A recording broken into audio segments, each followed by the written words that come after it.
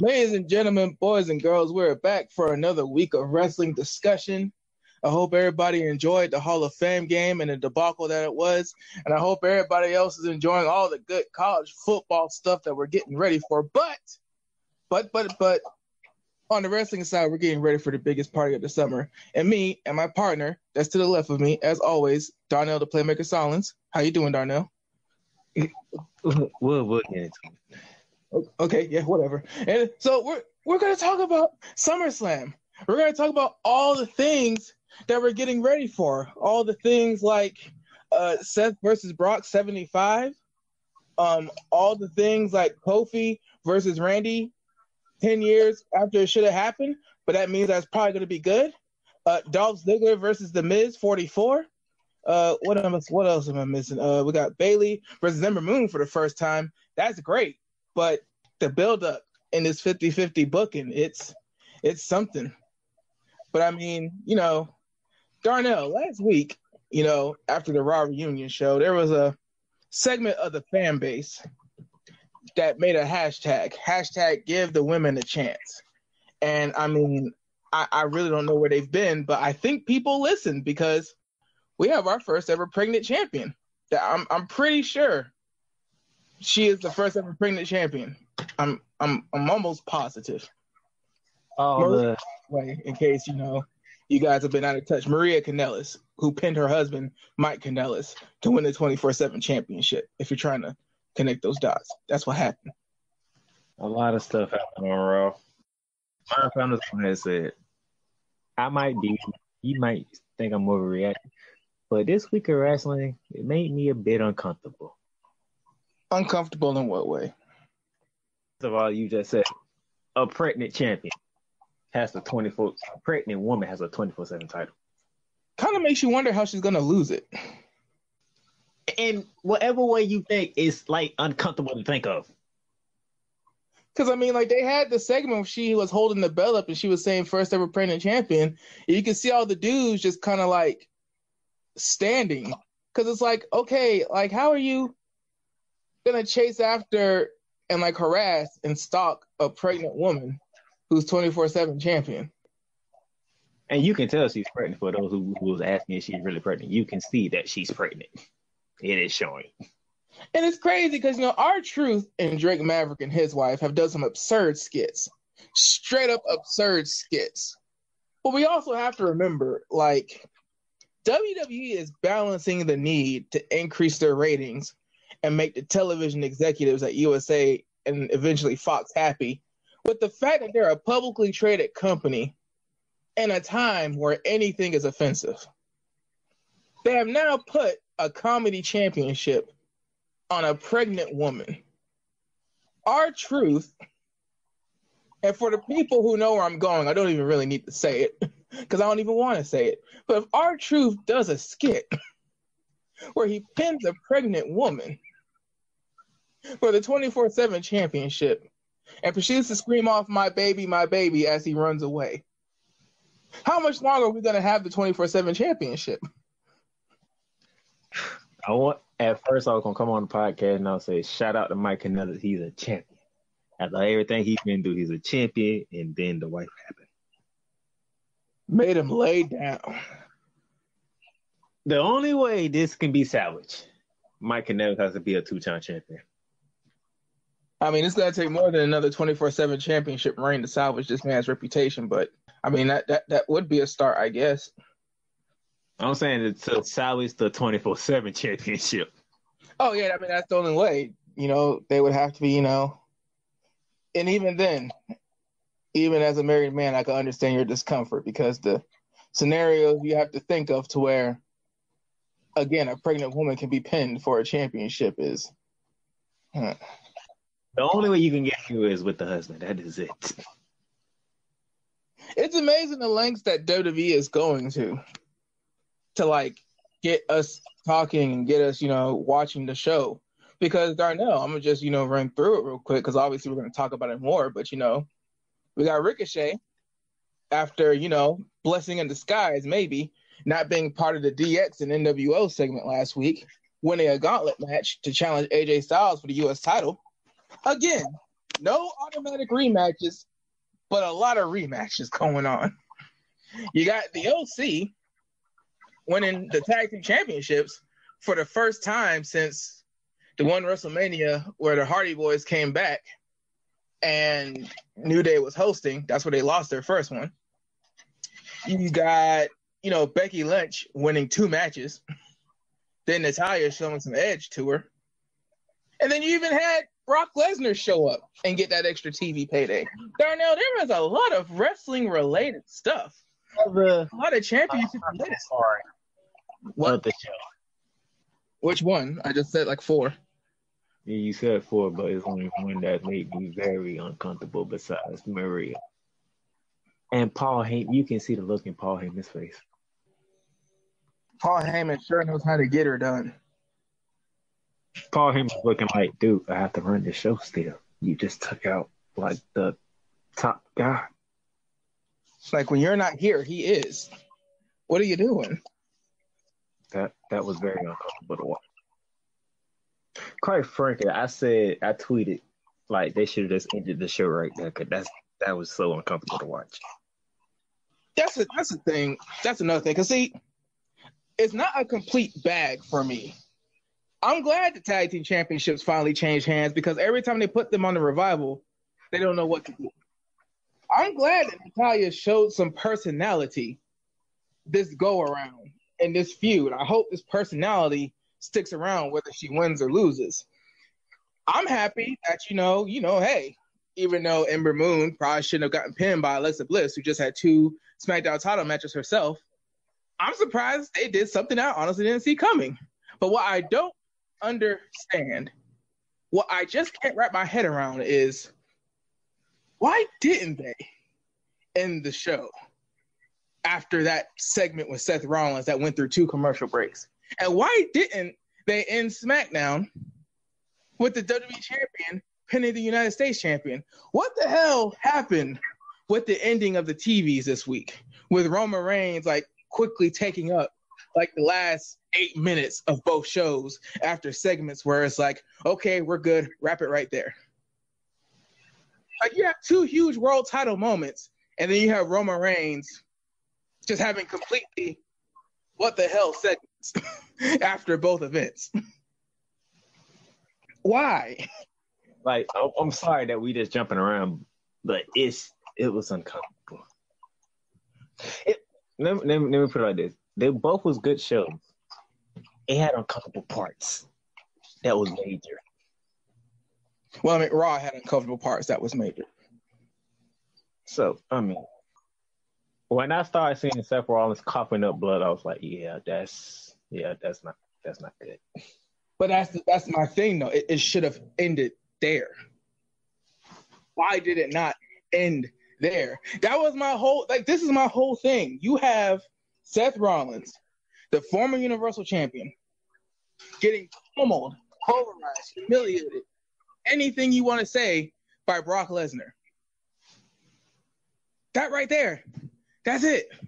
You're basically saying no matter what you guys think, no matter how much you guys boo, no matter how much you guys cry, this is the Universal Champion. This has always been a Universal Champion. This is the 3-time Universal Champion. This is the monster. This is the beast. This is the guy that we put up against anybody else you want to throw at it. From AEW, New Japan, Impact, Ring of Honor, CMLL, AAA. This is our guy. Who's yours? And then you just completely, you don't erase it. You don't erase the segment, but you cut it. You cut the smoke.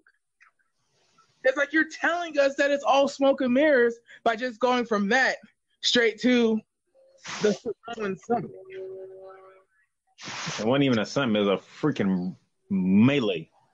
Then, and you may think it's jumping around, Darnell, but it's actually not, because it actually goes in a straight line. The overall point I'm trying to make. And first of all, with this whole brawl that happened, why did the OC have to attack the Usos? Followed by Samoa Joe attacking Roman Reigns. keep going because you're helping me make my point. I hope that you get through everybody that showed up in this damn brawl because you're going to help me make the damn point myself. Just please keep going because I get it. It was supposed to be a something between Roman Reigns and Samoa Joe. I get it. What the other folk come in at? Well, basically, Seth Rollins got his ass whooped. Let's call it what it was. It was uncomfortable to watch, but he got his ass whooped. Quite frankly, Roman Reigns should be concerned. Becky should be concerned. Smartly, but I was wondering why Becky Lynch went walking with Seth Rollins, and then we found out why. We know, okay, the Usos, they gonna back their cousin up. Yo, Seth Rollins is part of like family to them too, so okay. The OC comes out, attacks them. Roman Reigns finds out he trying to help them. Samoa Joe comes out. Okay, Samoa Joe's mad. He don't want to talk. He don't want no damn summit. He want to fight. They come fighting. Him and Roman Reigns come fighting. The OC comes out of nowhere again, jumps into the fray. So now the Usos got to come in. The Usos come in. Drew McIntyre comes in. Cedric Alexander jumps in. We have 8 men brawling for whatever reason. There should have been only 2. Now pause, because this is where I have to break down the stupidity of this. Roman Reigns and Samoa Joe doing whatever they're doing themselves is already confusing. Because Samoa Joe is a guy without a title on Raw, and Roman Reigns is a guy without a title on SmackDown. What the hell kind of issue y'all two got with each other that can possibly be more important than the championship and or the champion's bonus? That's the first thing. The second thing is I can understand the Usos coming out because I think when Samoa Joe and everything, I think that's when Drew McIntyre came out because even though Shane wasn't on TV this week, Drew is still a henchman who still cares nothing about being a champion, just being a lackey for Shane. So Drew was trying to sneak in and get some dirty work done. That's when the Usos come out. Even though Drew being a perpetual lackey is already ugly in itself and stupid in itself, you can understand the logic.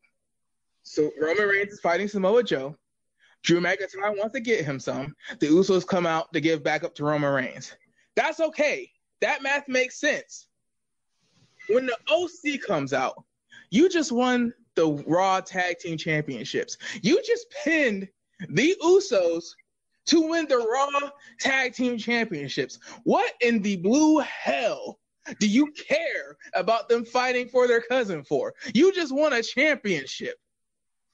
Then, even more confusedly, it's not the guy who's about to face AJ Styles for the United States Championship. It's not the guy that Paul Heyman has taken on as his personal project. It's not the guy that you're basically grooming to be one of the top stars in the future. No, it's Cedric Alexander that comes out to be the 4th babyface. Okay, so wait a minute. So the line is Samoa Joe, Roman Reigns. Okay, they have history, whatever. Roman Reigns, Drew McIntyre. Okay, well, I can see the line. He's not related to Joe in any way, but okay. Drew McIntyre, the Usos. Okay, well, they're giving their cousin back up to try to give him the equal hand. The Usos, the OC. This is where it starts getting confusing. What the hell is going on here? You just won the championships. Why do you care?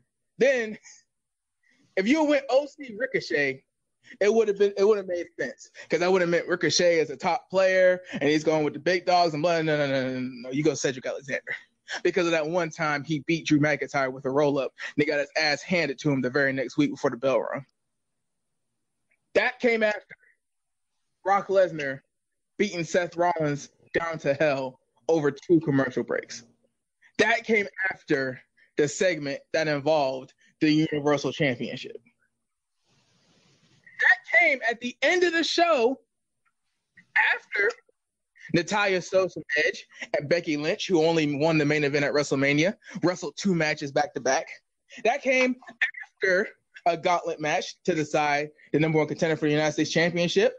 And that even came after a triple threat match for the Raw Tag Team Championships with 2 legendary tag teams who are probably in the all-time top 25 across wrestling history. That segment, that brawl. We'll make it even more crazier for you. What? Do all this. The winner of the week is Dolph Ziggler. That's because Dolph Ziggler won a match. That's the first thing. That's because Dolph Ziggler won a match and got booked for SummerSlam. I mean, the winner of the whole week is Dolph Ziggler. He ain't get beat by Seth Rollins on Monday night because Brock Lesnar showed up. Give it some more. I mean, just go ahead. Because, I mean, I'm going to tell you, Darnell, we probably went all the way through. We probably went all the way through Raw that we could, unless you want to go into more detail about something. Look, so you said everything. We knew Seth Rollins was fighting Brock Lesnar, but this whole thing was, Dolph, you super kick Shawn Michaels. You need to get your ass whooped. Mm-hmm. This is pretty what this week was supposed to be. Dolph, you need to get your ass whooped for what you did last week. Need to get it handed to you. Nope. Seth Rollins got his ass whooped by Brock Lesnar. Got it handed to him. He gets to walk away and go off by his business. Dolph Ziggler, as we talking about. Then you said everything about the brawl that happened afterwards. That was stupid. We should go to SmackDown. Shane gives us a good 5-10 minutes of why he's not at SmackDown. Kevin Owens opens up and does what he does as a babyface. Okay, we get it. Drew McIntyre comes out. He tries to sneak attack him, puts him in a match, and stop right there. And stop right there. Darnell, you remember when I said a couple minutes ago, it seems like I'm jumping all over the place, but I'm actually going in a straight line? Why is Drew McIntyre brawling with Roman Reigns the night before because he's a lackey for Shane McMahon? Then the next night, opening SmackDown and losing to Kevin Owens because Shane isn't there and he has to handle his lightweight. So wait a minute. So what is the straight line anymore? What is jumping around and making sense? What is staying in the straight order? How the hell is any podcaster or radio show on a reputable network or call number supposed to outline what the hell we're going to talk about anymore, Darnell? We just had Drew McIntyre in the main event segment one night going against 7 other people. And then the other night, he's opening and losing to the same guy that he pretty much keeps losing to for the past couple weeks. How am I supposed to buy Drew McIntyre as somebody who's worth being in the last segment of the show when you have him jobbing in the first segment of the show? When the guy he's supposed to be a henchman for isn't even there. You can't sneak attack Owens. I tried to defend Drew McIntyre. I tried. What did I tell you back in January? I tried. What did I say? You know anyway. You ain't even got to do it. What did I say? Money in the Bank, well, we couldn't decide who should lose the match because who would it be worse for? Brother, look at Roman right now. Look at Drew. Look at where Roman was before this dry spell. Look at Drew. Don't worry, we ain't done with the weird, comfortable stuff. Getting back to Drew, getting back to Dolph Ziggler. Okay, Seth Rollins didn't whoop your ass. You know what? Now who wants to whoop Dolph's ass? Finn Balor wants to whoop Dolph's ass. There's just a list of people who want to whoop Dolph's ass, huh? Finn Balor's on his way to doing it, and then the lights went out again. And when some spotlights came on, the Fiend was standing on the ramp. Or standing somewhere. Either on the stage or on the ramp. But standing somewhere. And what happened is Dolph Ziggler super kicks Finn Balor, and you pretty much can count what happened after that. But Darnell, this is another reason why Dolph Ziggler won the week. They didn't call it a super kick. They called it sweet chin music. All this time, we pretty much knew what Dolph Ziggler's character archetype was. It took a while. We didn't know. For these past couple of years, we've realized what Dolph Ziggler was supposed to be all along. And then in 2019, after the Spirit Squad, after the short frosted tips, after the Trunks, after the Vicky Guerrero saga, after the Edge saga, after the Big E and AJ Lee saga, after all these things in 2019 with the long hair and the tights, he kicked Finn Balor's jaw in and they called it Sweet Chin Music. But Darnell, that isn't even the best part. No, it's still more to come. And as he said, No. Had SummerSlam. Like, okay, so now the Miz gets his turn to whoop Dolph Ziggler's ass. See, Darnell, you're misinterpreting. The Miz is going to face Dolph Ziggler, who is now wielding the Sweet Chin Music at SummerSlam, a Big Four pay-per-view. Let's be honest, the only Big Four pay-per-view that matters until January. And he's not going to face the guy whose finisher he took. He's not going to face the character who his is modeled after. He's not even going to face the guy that people compare him to on a regular basis. No, he is going to face The Miz, who isn't doing anything relevant his damn self either. So you set this up. You tease this. And Darnell, what tops it all off, what's the cherry on top? You have him super kick Shawn Michaels. You have Shawn Michaels take a bump. You show us that Shawn Michaels could probably do just one more teensy-wincy 15-minute match, if so be, with the right person. And then later in the show, out of nowhere, for no reason, with no build, and wrestle a whole match against somebody who doesn't have a title and has nothing to do. Why am I supposed to care about who has a championship when you're putting all the big name stuff with people who don't have a championship? Undertaker just wrestled a tag match, no championship. DX versus the Brothers of Destruction, no championship. Trish Stratus versus Charlotte Flair, no championship. You was gonna get to that too. That party, the first hour of SmackDown, King's Court, Jerry the King Lawler, home in Memphis. With special guest Trish Stratus, and just for y'all who, I am the biggest Trish Stratus fan. I think you heard about it and I texted to you like Trish Stratus was opponent at SummerSlam. And they made it official on SmackDown. Yep. May I say, Charlotte Flair, the Queen, came through on her word. But it's crazy though, because she said, I'm going to have a better opponent than Ember Moon, which basically said, I'm going to have a better match than the title match. She does have a better match than the title match. So now we have two baby faces, one who inexplicably gets pinned by Alexa Bliss clean in the tag match. Then I think ate another belly to belly after the match.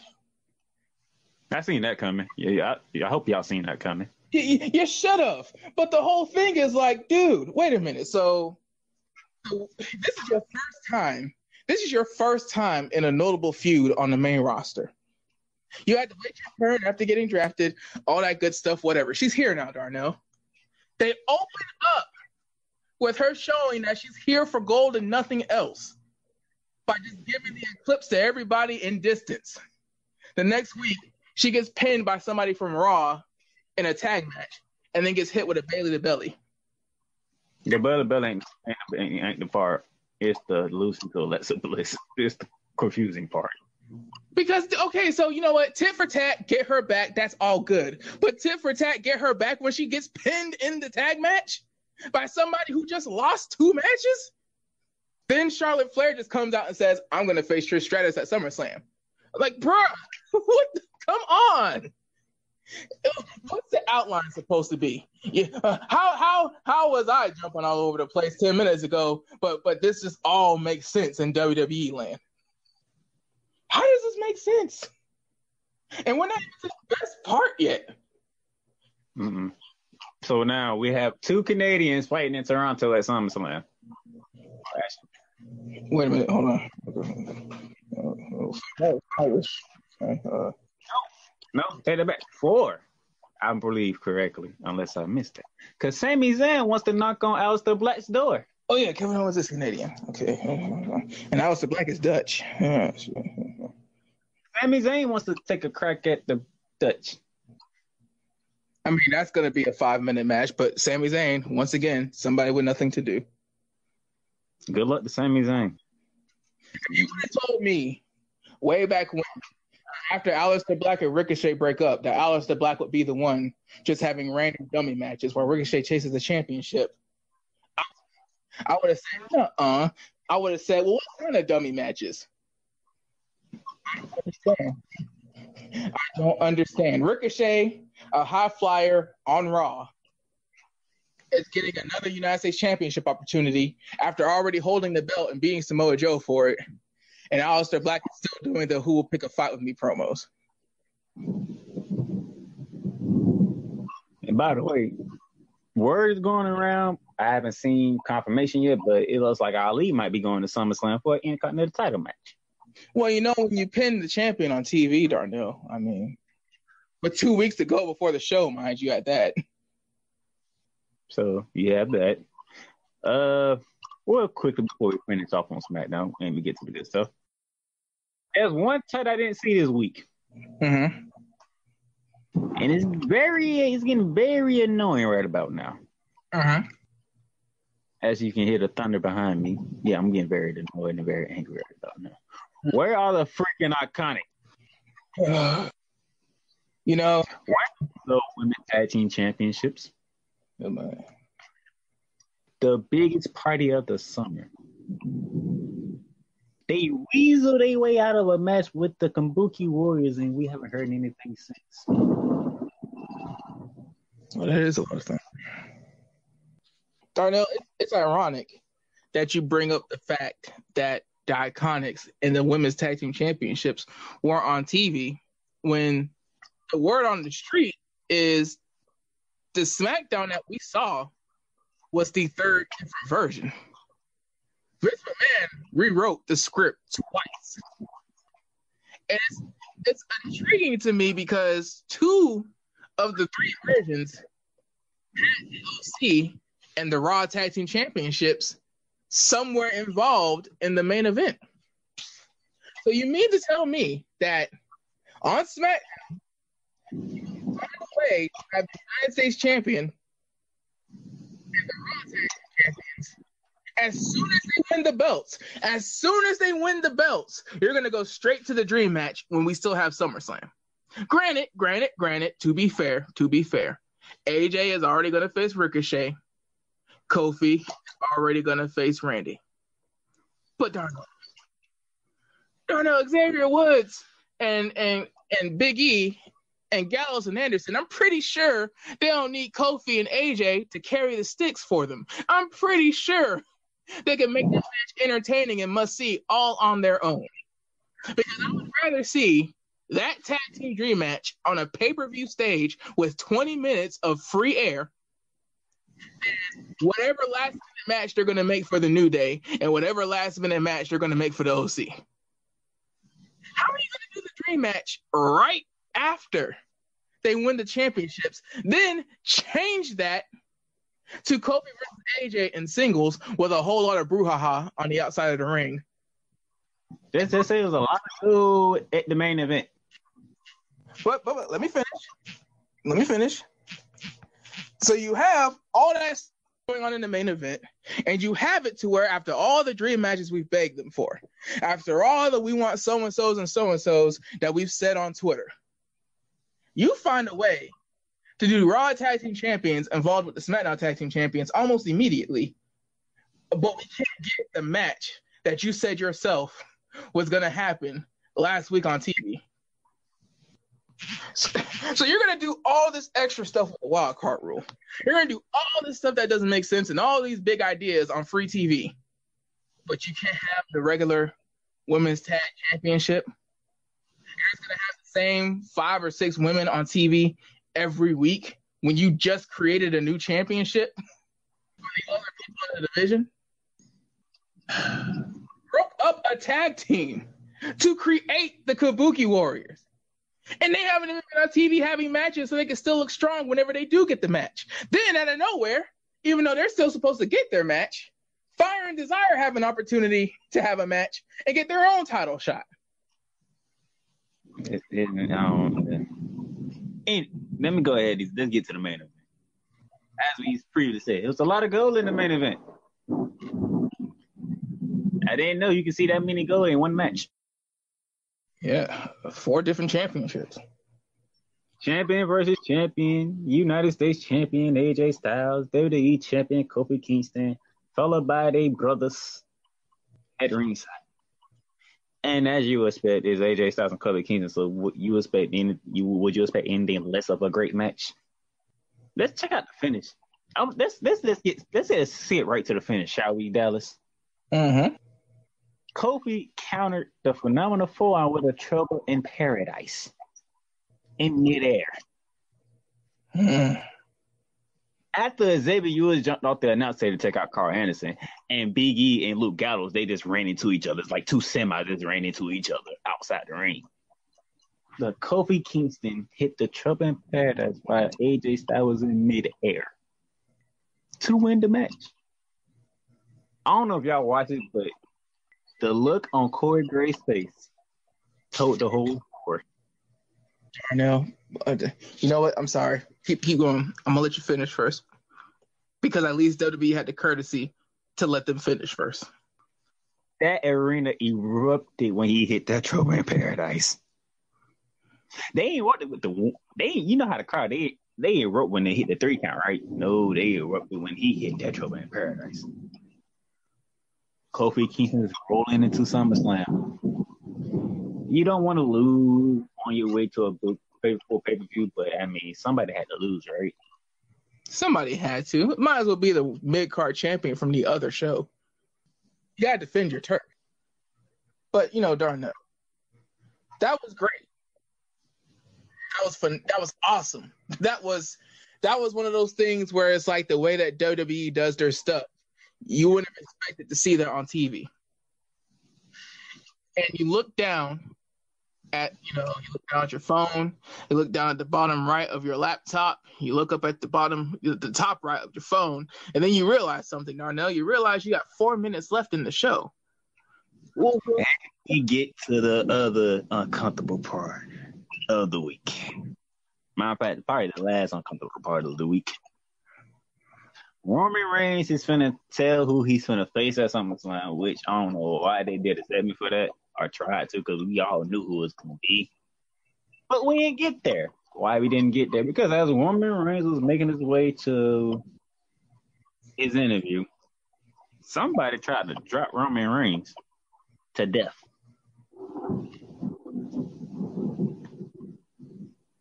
A lot of thunder for that one.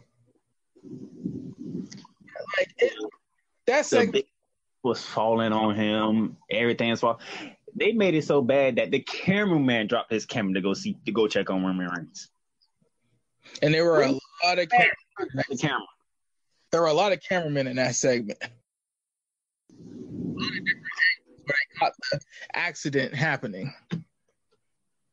Look, man, it's the same thing as the Seth Rollins thing. Like, you can't have the world champion of the show beating the champion of the other show, having his friends who are the tag team champions go up against and maybe set up something with the other tag team champions. You never know. I mean, November is a far way away, but is it really when you think about how WWE books their tag team divisions? Dude, you have all this stuff going on. You have all these championships involved. You have that finish, and then you rush a segment. Now the SummerSlam opponent is going to be, and I mean, dude, do we really know who Roman Reigns' SummerSlam opponent is going to be? Because I'm going to ask you this question, Darnell, and it's not rhetorical, because, dude, if we know who Roman Reigns' SummerSlam opponent is going to be, that means that it can't be somebody who he's already had a friggin' match with in the main event of a pay-per-view and people started leaving early. It can't be the guy he's had matches with on pay-per-views since he got back at WrestleMania. It can't be that one guy who wasn't on TV and filmed his whole promo in portrait. It can't be. Because why would you do a segment that takes all the air out of the WWE champion just super kicking AJ Styles in midair? Why? And why would you do it back to back where Roman Reigns isn't the focal point of any shows, but you're making him the focal point of the shows because he's the main event. There's no reason why he should be the main event right now. Why should people care about Seth and Kofi when all you're going to do is make Roman go on last and have Roman's segment be the most important and the one with the most gravitas and importance to the entirety of the situation? Title segments that should have been the end of the shows. And it's like, okay, so we're going to leave main roster TV thinking about Roman Reigns and who toppled all the stuff backstage on him. We're not going to leave main roster TV thinking it's Seth okay. We're not going to leave main roster TV thinking, oh my God, Kofi Kingston just pinned AJ Styles. What the hell? Like, no, we're not going to think of any of that. We're not even going to think of Trish versus Charlotte. Dude, we're going to think of Roman Reigns getting something toppled on him backstage in a rush segment to end the show. Oh, by the way, SmackDown dropped below 2 million people in the TV ratings this week, so. So, right now, we have a Universal Championship match. We have a WWE Championship match.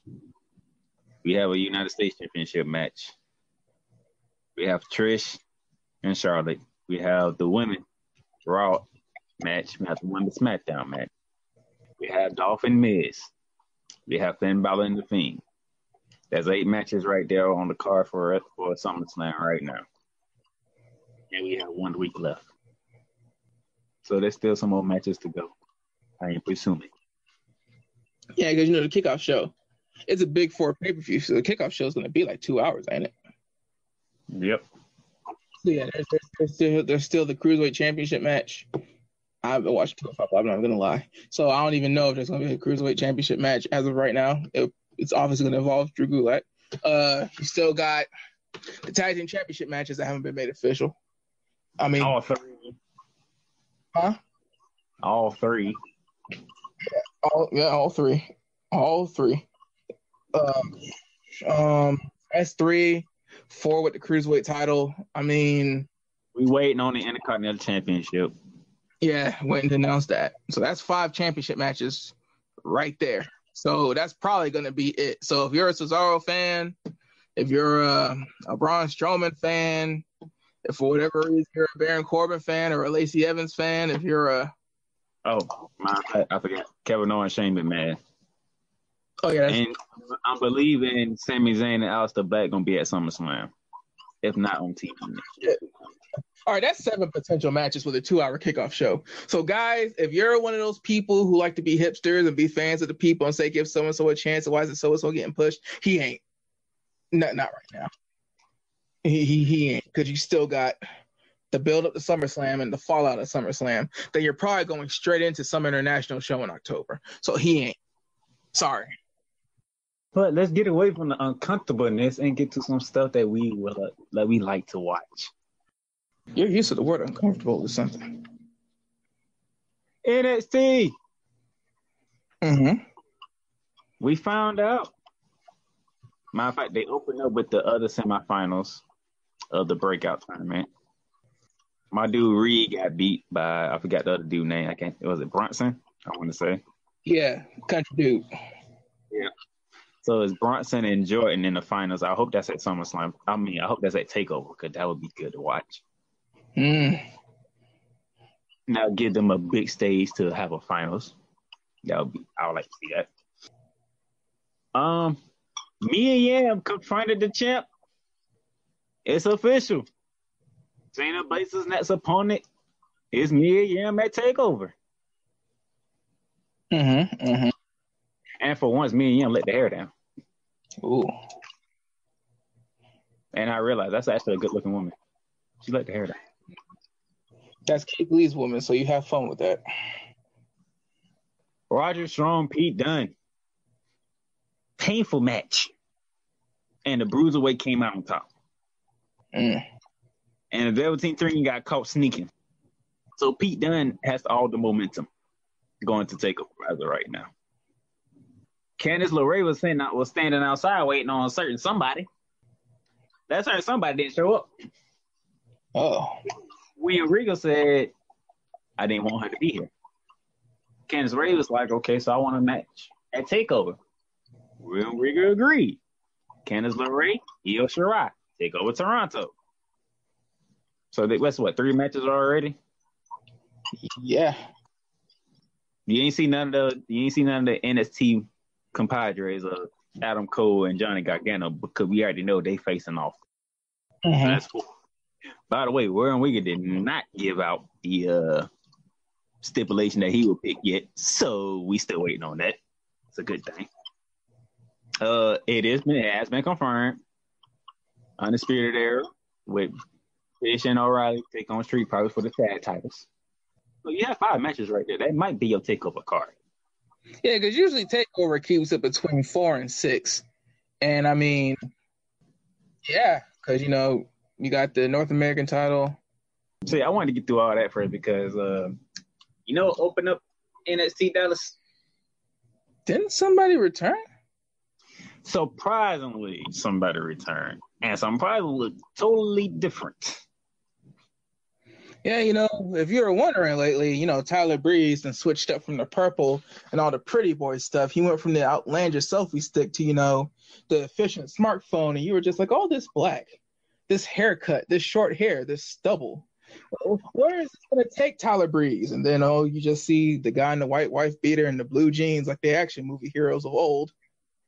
And you think to yourself, okay, that's Fandango. That's Fandango.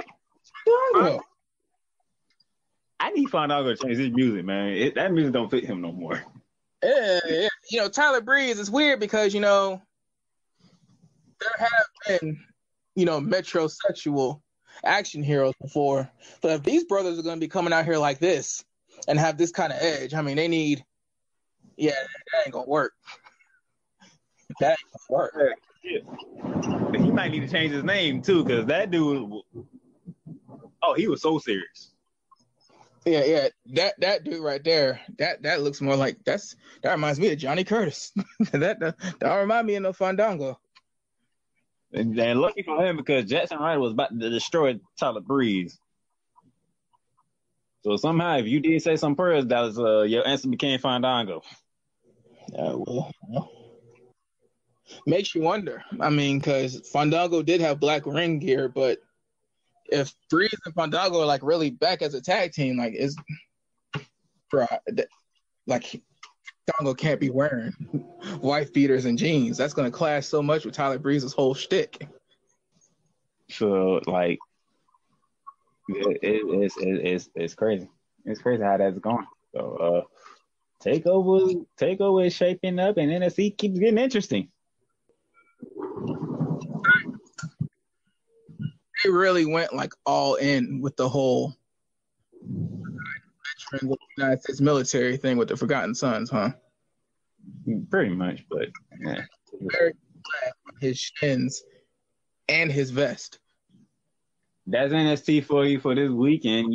Hey, next week they're gonna be reliving some of the matches from Gargano and Cole. It's gonna happen because they was. They did announce a match. I can't think off the top of my head right now. But they did announce a match for next week. That's supposed to be something to see. I can't think off the top of my head right now. I can't remember either. Oh, O'Reilly, Fish, and Street Profits, they're going to sign the contract next week. Ooh. That is notable. That is notable. So, hey, that's all I got for you. Yeah, that's about all I got too. Again, like I said, I hope you guys enjoyed whatever the hell the Broncos and the Falcons were on Thursday. But I mean, Darnell, it's just, we did the college football podcast this week. We did it this week. The Hall of Fame game was yesterday. So, I can't say it with as much vitriol and vigor because we are this much closer to us finally putting a foot up the city of Nashville's ass. So thank you. Have a good weekend. And now and forever, fuck the Tennessee Titans, also known as the Houston Oilers, who left that city hanging. The podcast you just heard was made using Anchor. Ever thought about making your own podcast? Anchor makes it really easy for anyone to get started. It's a one-stop shop for recording, hosting, and distributing podcasts. Best of all, it's 100% free. Sign up now at anchor.fm/new. That's anchor.fm/new to get started.